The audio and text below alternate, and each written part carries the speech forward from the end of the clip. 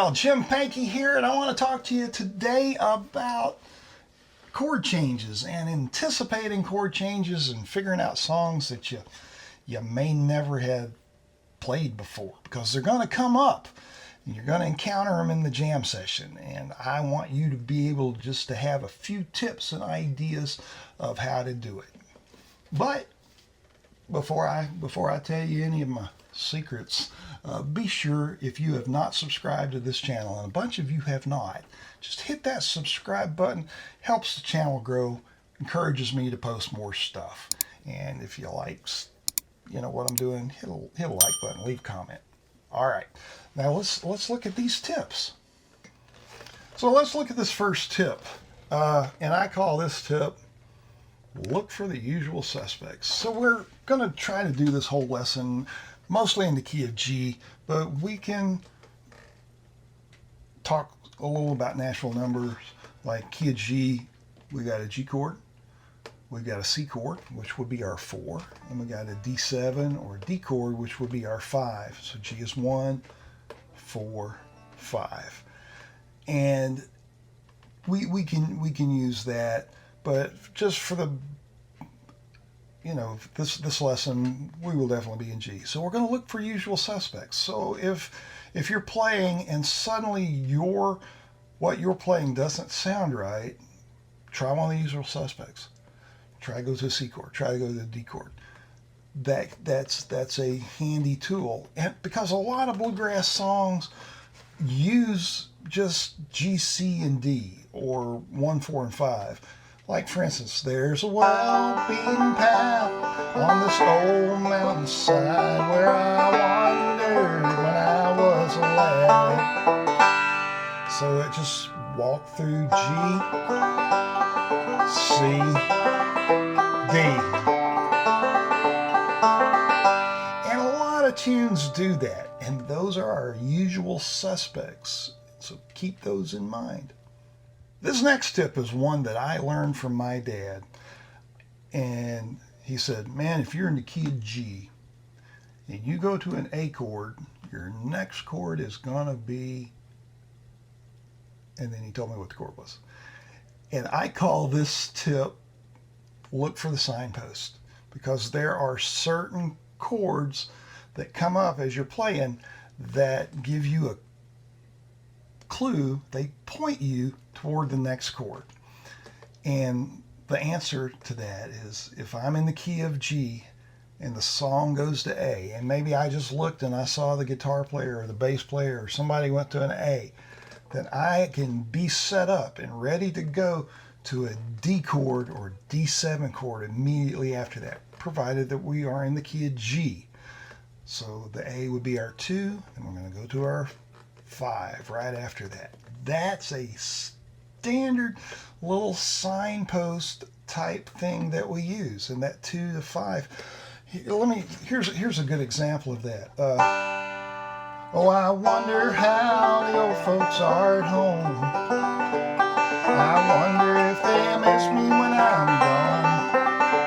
I wonder if they prayed for the boys who went away and left their dear old parents all alone. See how it went to left their dear old parents all alone. Or we could go to just a regular D if you wanted to. Alone. Both work. That's a good use of that. It also comes up in the old home place. Oh, what have they done to the old home place? Why did they tear it down? Why did they tear it down? Why did they tear it down? It goes to the A and then to the D. And you could almost bet on it. It would be a good gamble. There are certain songs that it doesn't do that, but more than likely that would be a good guess. You're increasing your odds of getting it right. Another one, since we mentioned Old Home Place, is a B chord. In a lot of bluegrass songs, if we go to a B, then the next chord's going to be a C chord. It's been 10 long years since I left my home. So we went from B to C. It's been 10 long years since I left my home.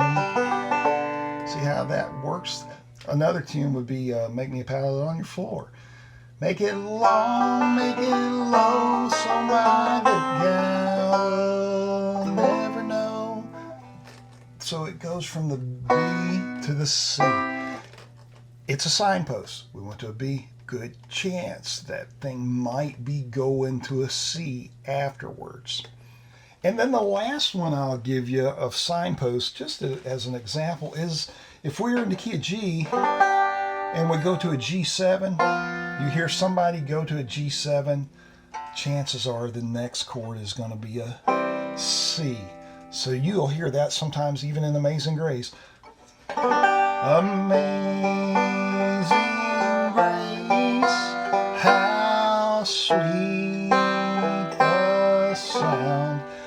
It creates tension, and then that 4 chord or the C chord creates a release. And that would be true in any key. So if I'm in the key of C, amazing grace, and I went to a C7, then F is going to be the next, because it's my 4. How sweet the sound.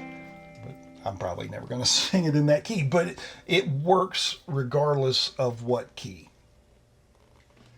The circle of fifths. This is not going to be a circle of fifths lesson by any stretch of the imagination, but I'm going to use it as an example. We're in the key of G, and G is our root. It's our home. When you leave home, what do you want to do? Me, personally, I want to go back home. So wherever you go on this circle, music will want to go back home. If I go to a D, it's trying to get back to a G. Sometimes it might go to a C and then to the G, but boy, it's trying to settle on that G chord. A good example of a song that uses this circle of fifths, and I think of this thing kind of like an old rotary phone. When we dial up to a certain number and we take our finger out, that thing rolls itself back. So if I dial up to an E, it's going to want to dial itself back. So it's going to E, A, D, G. And a good song for that would be Salty Dog Blues. Well, let me be your salty dog, or I won't be your man at all. Honey, let me be your salty dog. So it went, oh, G chord, E chord, A chord, A chord, D chord, then back to G. So let me be your salty dog, or I won't be your man at all. Honey, let me be your salty dog. So G, E, A, D, and then back to G. Some songs that take you all the way up to B, like I said, there are exceptions. And if it does, and it's one of these that's walking around this circle of fifths, it'll go B, E, A, D, back to G. And that's also true for songs like Love Come Home, where as I read this letter that I write to you, it goes to F, and then it's trying to get back to G. It's got to go through a C chord to get there. Sweetheart, I hope you'll understand. So you can use your circle of fifths. Going this way, they're 4. Going this way, they're 5s. But either way, those are tunes. So like here's that Love Come Home. As you read this letter that I write to you, sweetheart, I hope you'll understand. So you see how that, it just wants to go to that C chord. And I know that's hard to explain, and that takes me to this next little tip. There are some things that I struggle to explain with this. Sometimes I hear, and I hear things in the melody. And so this tip is listen to the melody. But I hear things in the melody and I don't necessarily know what it is that I'm hearing because I don't have a music theory education.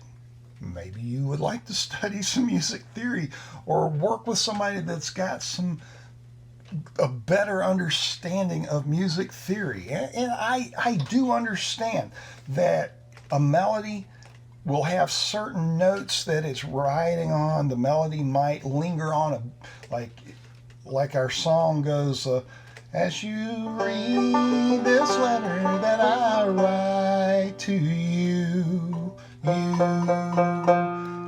well, write to you.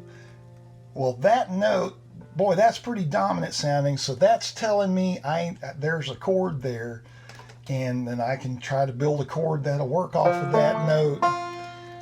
And so I'm getting a hint from the melody. I don't always know if I'm right, but usually you get a clue in the melody.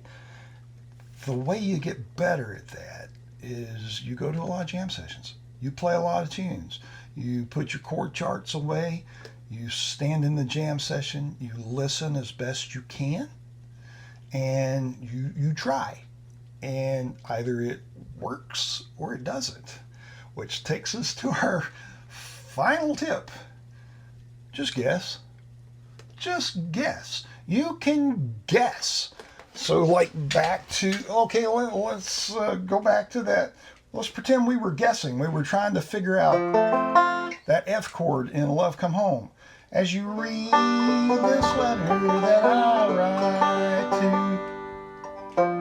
you. We know it's that, but maybe we're not hearing that.